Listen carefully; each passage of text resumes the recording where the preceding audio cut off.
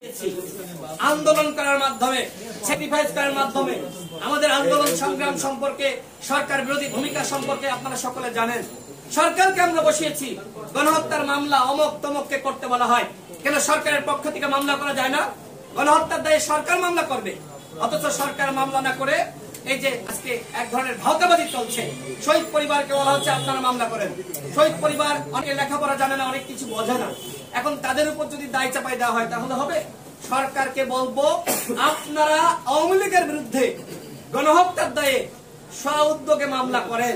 আমরা দেখেছিলাম বৈষম্য বিরোধী ছাত্র আন্দোলনের দুইজন নেতা হাসনাত এবং সার্জিস, গণমাধ্যমে খবর এসেছে, তারা রিট করেছিলেন আওয়ামী লীগকে নিষিদ্ধের দাবিতে।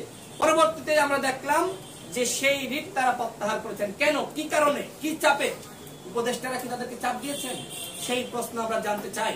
আজকে যারা সরকারে রয়েছে, সরকারের সংগঠন হিসেবে মানুষ যাদেরকে মনে করছে বৈষম্য বিরোধী ছাত্র আন্দোলন এবং জাতীয় নাগরিক কমিটি, কারণ তারা সরকারের সাথে বিভিন্নভাবে সম্পৃক্ত। আমরা কেউ সম্পৃক্ত না, আমরা রাজনৈতিক দল, আমরা রাজনীতি করছি। আজকে নাগরিক কমিটি এবং বৈষম্য বিরোধী ছাত্র আন্দোলন কেন আওয়ামী লীগকে নিষিদ্ধের ব্যাপারে রাজপথে আন্দোলনের ডাক দিচ্ছে না? তারা আন্দোলনের ডাক দিয়েছিল হাসিনার পতনের দাবিতে, এদেশের রাজনৈতিক দলগুলো ঝাঁপিয়ে পড়েছিল। কিন্তু আজকে তারা কেন আওয়ামী লীগকে নিষিদ্ধ করার ব্যাপারে তারা কোনো কর্মসূচি দিচ্ছে না? সেই প্রশ্ন আমি তাদের কাছে করছি। শুধুমাত্র চটকদার বক্তব্য দিয়ে ঘরে বসে থাকলে হবে না, কার্যকরী পদক্ষেপ নিতে হবে। গণ অধিকার পরিষদের পক্ষ থেকে 64 জেলায় আওয়ামী লীগকে নিষিদ্ধের দাবিতে কর্মসূচি দেওয়া হবে। আওয়ামী লীগ আগামী নির্বাচনের নামে বেনামে স্বতন্ত্র কোন নামে অংশ নিতে পারবে না।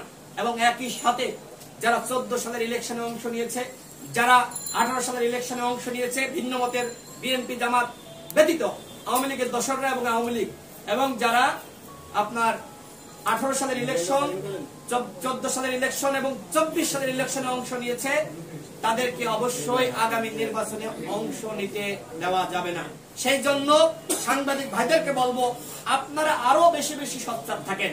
আপনারা জাতির বিবেক, আপনারা যদি এই আওয়ামী লীগের বিরুদ্ধে সোচ্চার হন, কিভাবে আওয়ামী লীগ গণমাধ্যমকে ধ্বংস করেছিল আপনারা প্রত্যেকে জানেন। আমি বলবো আমরা আমাদের দায়িত্ব পালন করছি। সাংবাদিক ভাইরা প্রধান উপদেষ্টার কাছে প্রশ্ন করেন, এই প্রশ্ন আপনাদের করতে হবে যে মাননীয় প্রধান উপদেষ্টা, শুধুমাত্র বিএনপির বক্তব্যের উপর ভিত্তি করে আপনি কি আওয়ামী লীগকে নিষিদ্ধ না করার সিদ্ধান্ত নিতে পারেন?